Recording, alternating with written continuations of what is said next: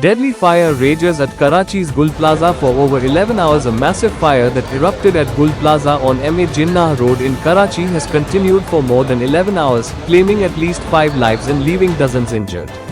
According to rescue officials, the victims died due to fire and suffocation, while over 30 people were affected by smoke inhalation.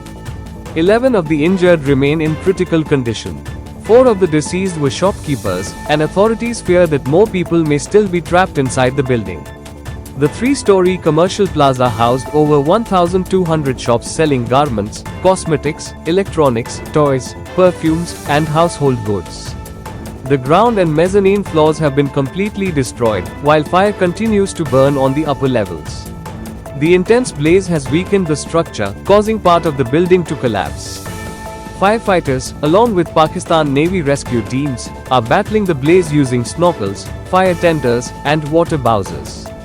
Rescue efforts are facing major challenges due to heavy smoke, poor ventilation, lack of emergency exits, water shortages, and road closures around the area.